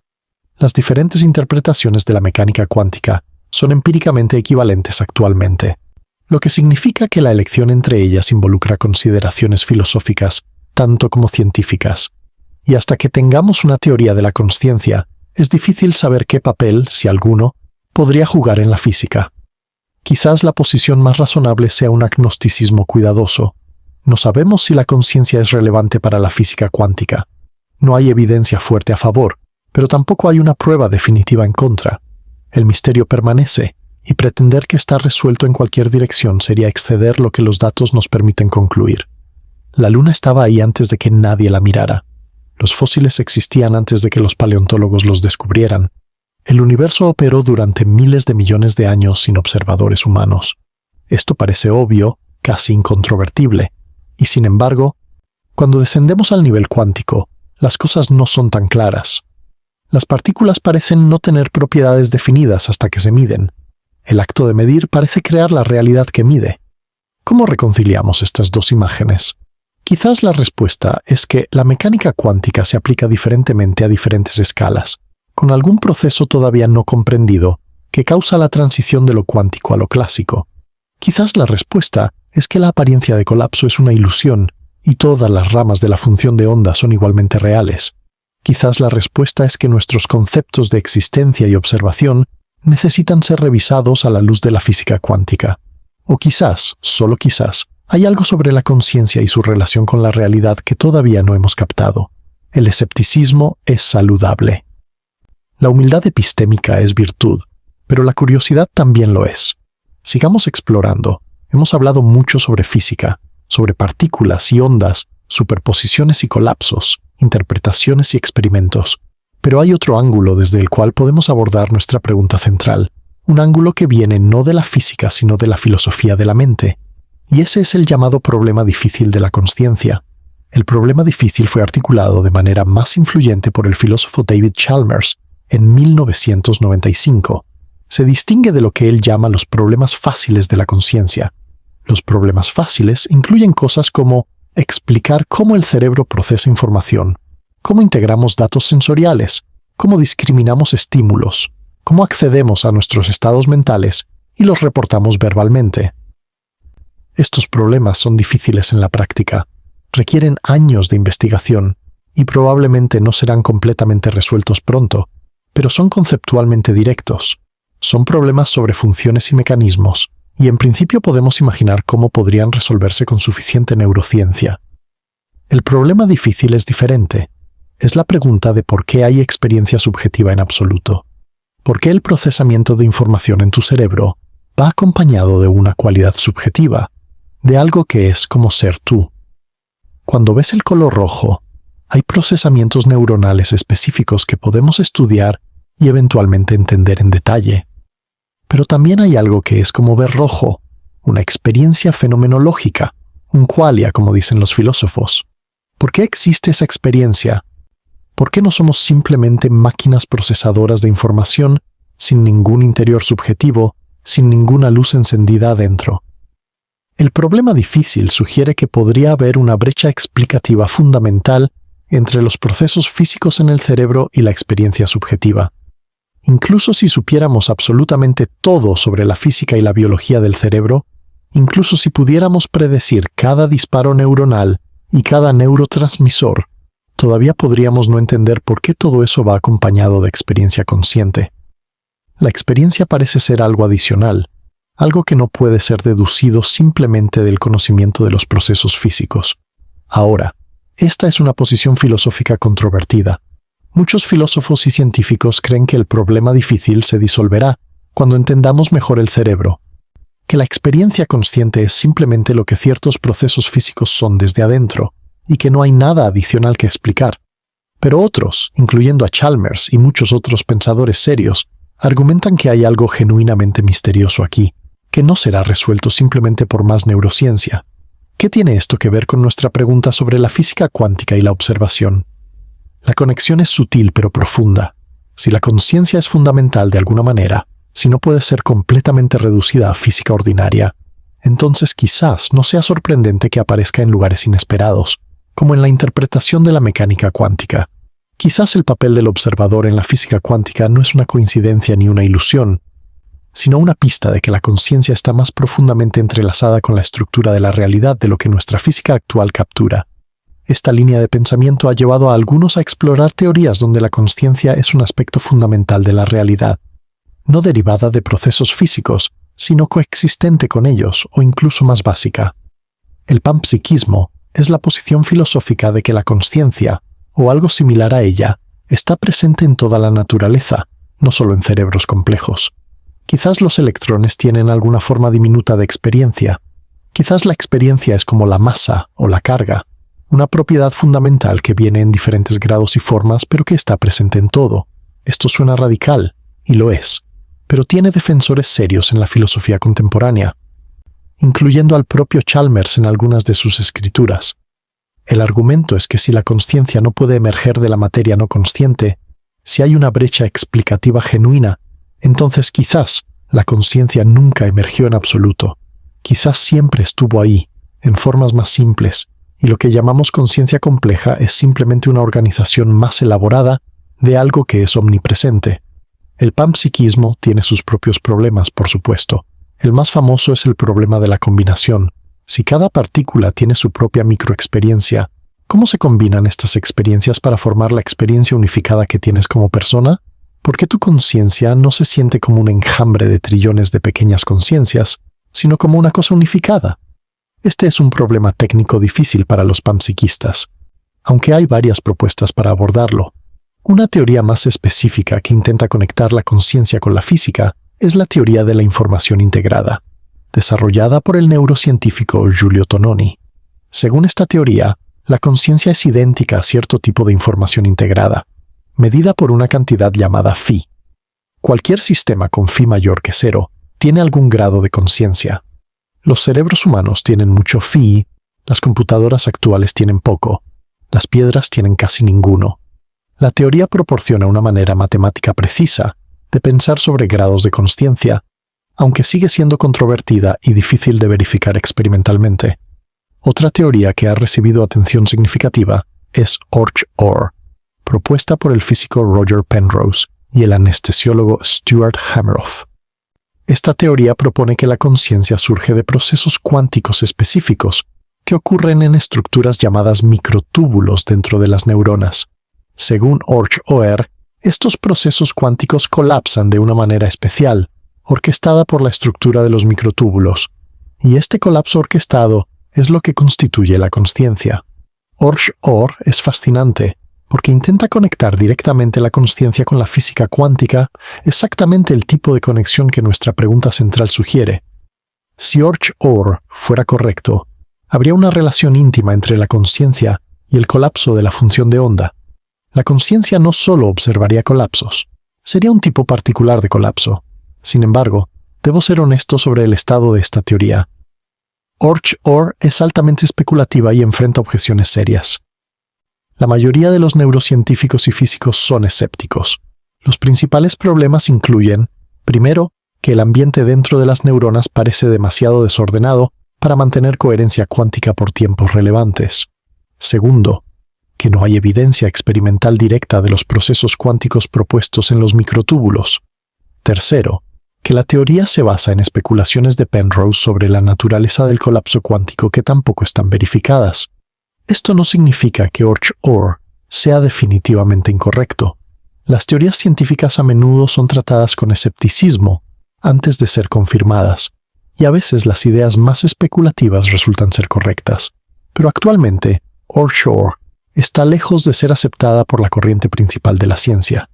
Presentarla como una teoría establecida sería deshonesto. Lo que me parece más valioso de esta discusión es que muestra cómo las preguntas sobre la consciencia y las preguntas sobre la física cuántica pueden potencialmente informarse mutuamente. Si la consciencia es genuinamente misteriosa, si el problema difícil es real, entonces quizás necesitamos nuevas ideas sobre cómo la consciencia se relaciona con la física. Y si la mecánica cuántica tiene un problema genuino con la medición, quizás la consciencia es parte de la solución, o quizás no. Quizás la conciencia es completamente explicable por neurociencia ordinaria, y el problema de la medición en mecánica cuántica se resolverá sin ninguna referencia a observadores conscientes. Quizás estamos conectando dos misterios que no tienen nada que ver entre sí, como si tratar de explicar la gravedad mediante referencias a la poesía. La tentación de encontrar conexiones profundas donde no las hay es muy humana, pero la posibilidad de que haya una conexión es lo suficientemente seria y los pensadores que la exploran son lo suficientemente respetables, como para que valga la pena considerar cuidadosamente, no como una respuesta, sino como una pregunta abierta, una dirección que podría llevar a algún lado o podría ser un callejón sin salida. Solo el tiempo y la investigación lo dirán. Mientras tanto, nota algo extraordinario sobre esta conversación que estamos teniendo. Hay algo que está escuchando estas palabras, procesándolas, pensando en ellas. Ese algo eres tú. Tu conciencia está presente en este momento, cualquier cosa que esa conciencia sea. Y esa conciencia está considerando preguntas sobre su propia naturaleza y su relación con la realidad física. Hay algo vertiginoso en esto, como una serpiente mordiéndose la cola. La conciencia tratando de entenderse a sí misma usando la conciencia. Quizás esa es la situación más extraña de todas. No la física cuántica, no el entrelazamiento, no los muchos mundos, sino el simple hecho de que hay algo aquí que se pregunta qué es. Algo que mira el universo y se pregunta si el universo necesita ser mirado para existir. Toma un momento para respirar. Siente tu cuerpo, tu peso, tu presencia en este momento. Cualquier cosa que sea la conciencia, cualquier papel que juegue o no juegue en la física, está innegablemente presente ahora mismo. Ese es un dato, quizás el único dato absolutamente incuestionable que tenemos. Sigamos explorando qué podría significar. Si tienes a alguien en tu vida que ama este tipo de preguntas, el amigo que siempre pregunta, ¿pero qué es realmente la conciencia? Quizás quieras compartir este video con ellos. No porque estés de acuerdo con todo lo que he dicho, sino porque es algo para pensar juntos. A veces las mejores conversaciones comienzan con preguntas compartidas, y estas son, me parece, preguntas que vale la pena compartir. Hemos pasado mucho tiempo en el territorio del misterio y la especulación. Hemos explorado experimentos extraños, interpretaciones competidoras, teorías provocativas sobre la conciencia. Ahora quiero hacer algo diferente.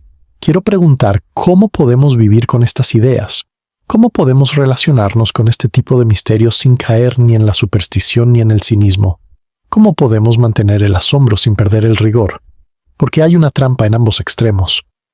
Por un lado está la tentación de saltar demasiado rápido a conclusiones grandiosas. La física cuántica dice que la realidad depende de la observación. Por lo tanto, mi conciencia crea mi realidad. Por lo tanto, puedo manifestar lo que quiera pensando en ello positivamente. Este tipo de pensamiento mágico es tentador, porque nos da una sensación de poder y control, pero no está respaldado por la evidencia y puede ser genuinamente dañino. Las personas que creen que pueden curar enfermedades con el pensamiento o que su actitud determina su suerte económica, pueden tomar decisiones terribles basadas en estas creencias. La mecánica cuántica no dice que tu conciencia puede influir en la lotería, ni que pensar positivamente curará el cáncer, ni que tus pensamientos crean tu realidad en ningún sentido práctico. Las correlaciones cuánticas no son telepáticas. El colapso de la función de onda no es controlable por la voluntad. Si alguien te dice que la física cuántica prueba estas cosas, te están vendiendo algo, y lo que te venden está basado en malentendidos, exageraciones o fraude directo. Por otro lado está la tentación del cinismo completo. Si la ciencia no ha demostrado que la conciencia es especial, entonces claramente no lo es. Si no podemos medir el alma, no existe. Si la física funciona sin referencia a observadores conscientes, entonces la conciencia es un epifenómeno, una ilusión, algo que no importa realmente.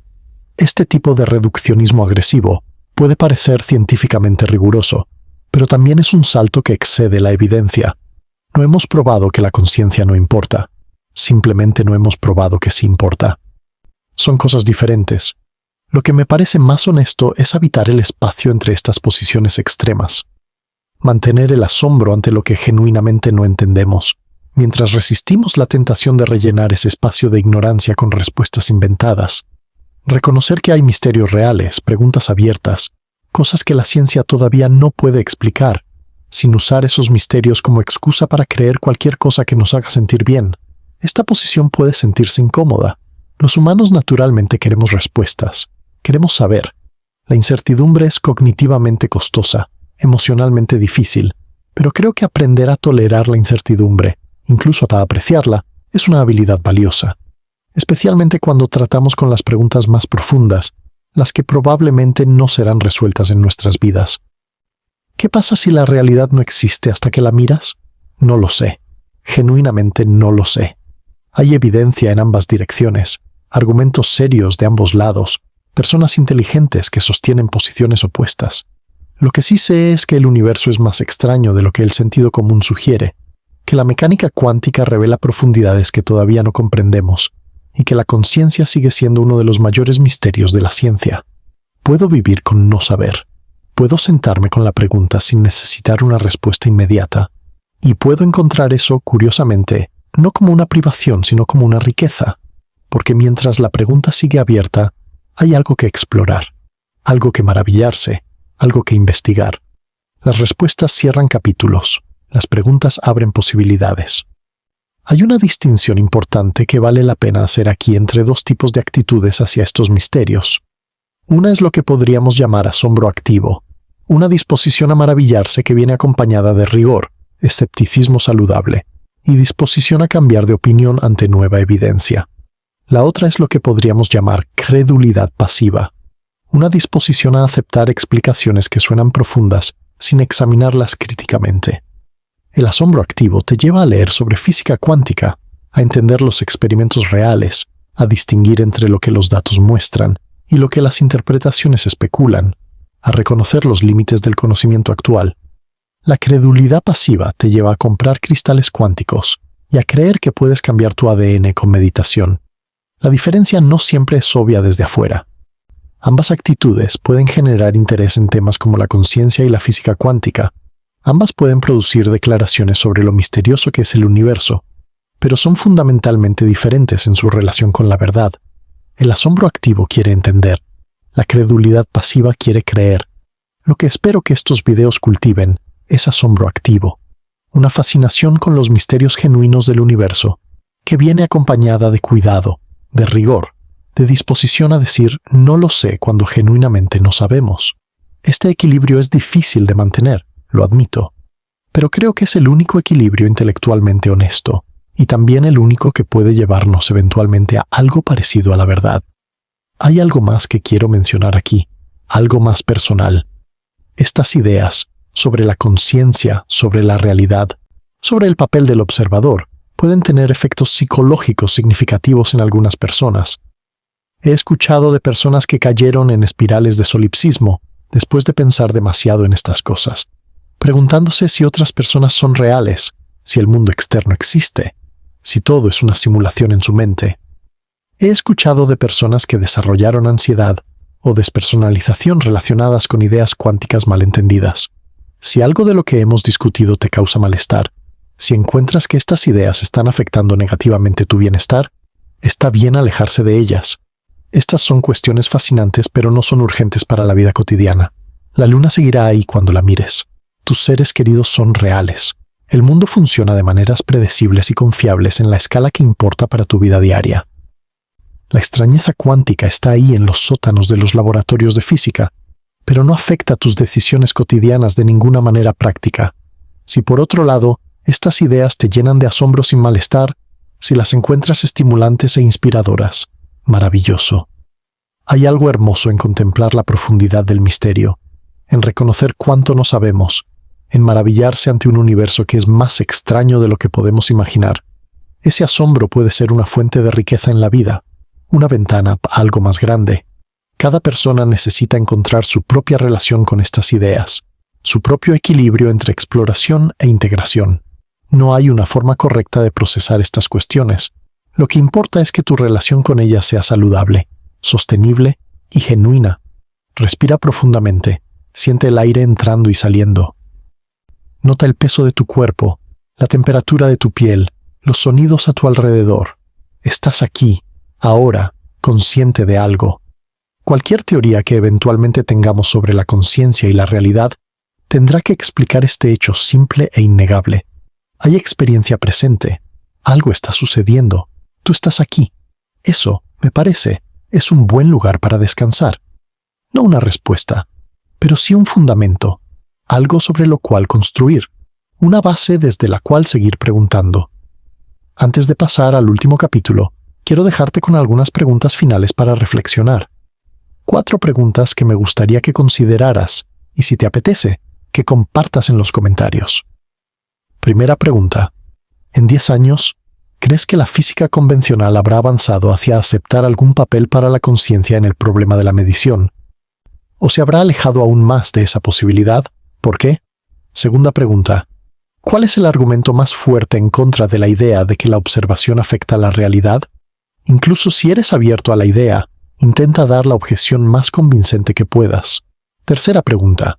¿Qué te perturba más?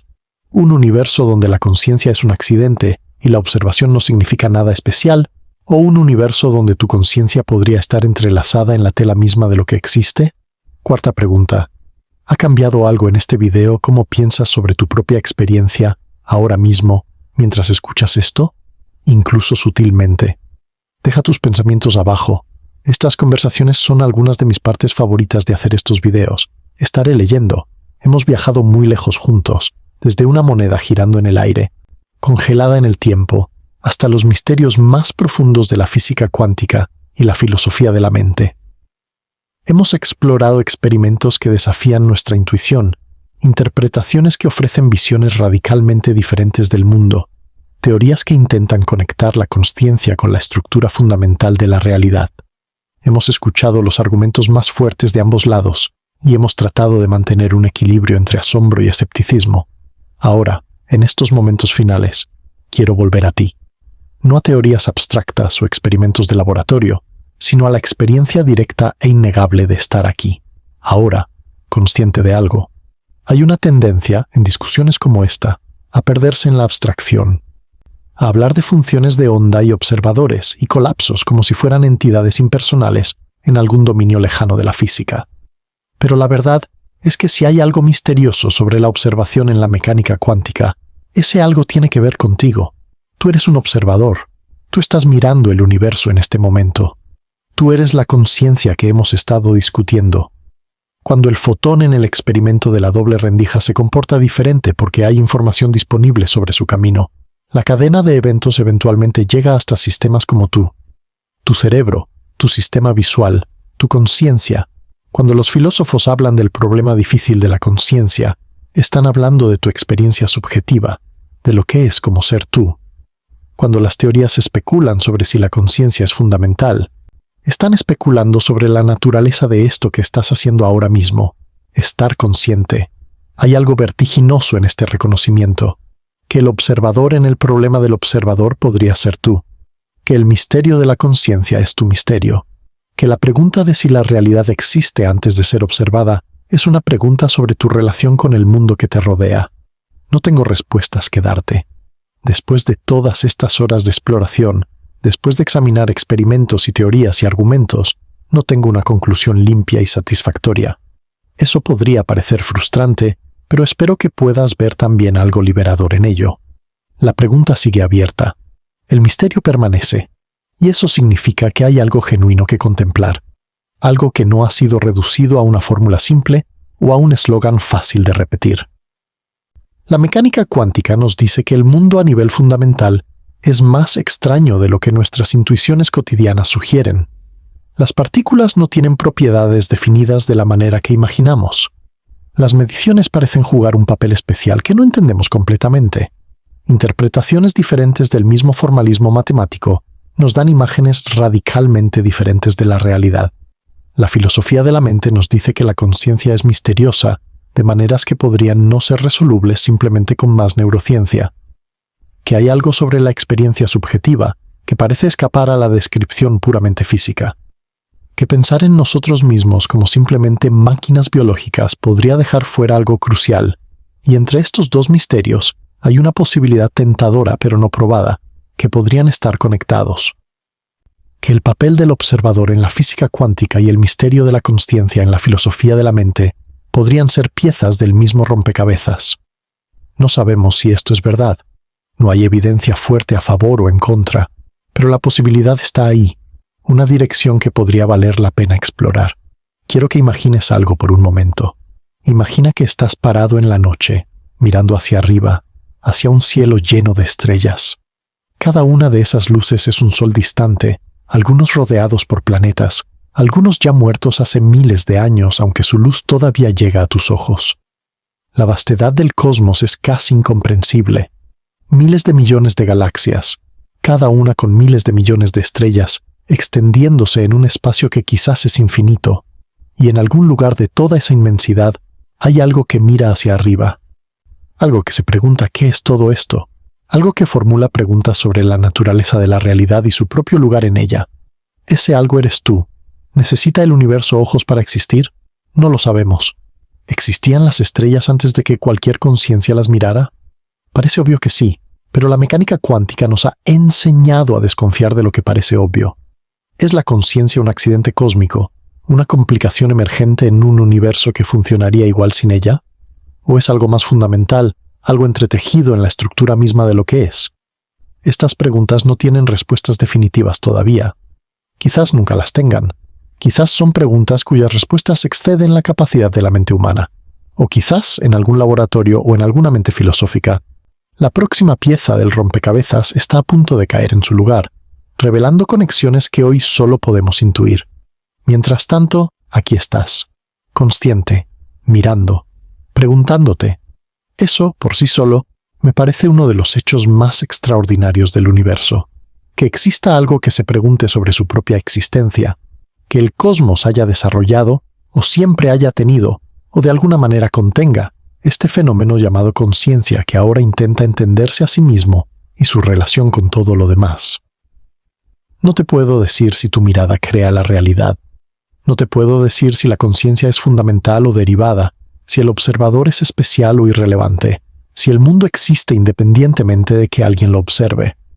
Lo que sí te puedo decir es que estas preguntas valen la pena, que pensarlas cuidadosamente, sin prisa por llegar a conclusiones, es una de las actividades más profundamente humanas.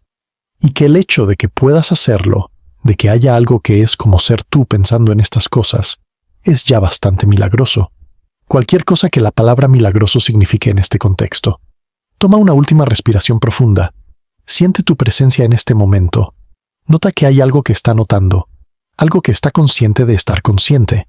Ese punto de observación, ese centro de experiencia, es desde donde has estado mirando el universo durante toda tu vida. Es desde donde miras ahora. ¿Qué eres? No lo sabemos. ¿Qué es tu relación con la realidad que parece rodearte? No lo sabemos. ¿Existiría todo esto si nadie lo mirara? Honestamente, no lo sabemos. Y quizás eso esté bien. Quizás no saber es el precio de entrada a las preguntas más profundas. Quizás la incertidumbre no es un fracaso del conocimiento, sino el reconocimiento honesto de la profundidad del misterio. Quizás el objetivo no es llegar a una respuesta, sino habitar la pregunta de manera más consciente, más cuidadosa, más presente. Gracias por acompañarme en este viaje. Gracias por tu paciencia, tu atención, tu curiosidad. Gracias por estar dispuesto a sentarte con preguntas que no tienen respuestas fáciles, a examinar ideas desde múltiples ángulos, a resistir la tentación de conclusiones prematuras. Ese tipo de pensamiento cuidadoso es raro y valioso, y me alegra haberlo compartido contigo. Si has llegado hasta aquí, este video fue un trabajo de amor, y espero que te haya dado algo en qué pensar. Si quieres seguir explorando, quizás la naturaleza del tiempo, o lo que la muerte podría significar a través del lente de la física y la filosofía, suscríbete y quédate cerca. El próximo video ya está en desarrollo, y si todavía estás aquí, todavía preguntándote, eso podría ser lo más importante de todo. La moneda que lanzamos al principio eventualmente cayó, mostró cara o cruz, uno de los dos. El resultado existe ahora, definido, parte de la historia.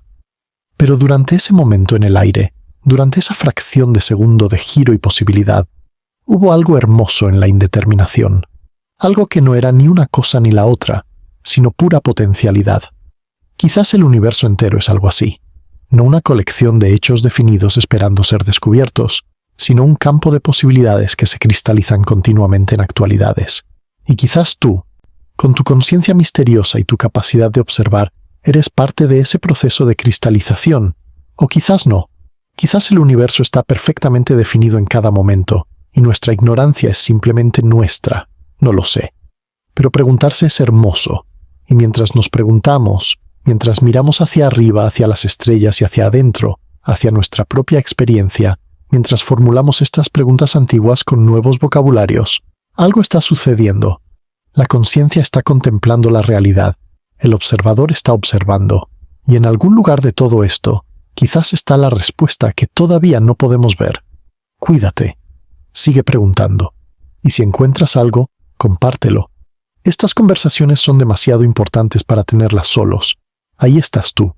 Y en algún lugar de todo esto, algo está consciente. Quizás eso sea lo más extraño de todo. End.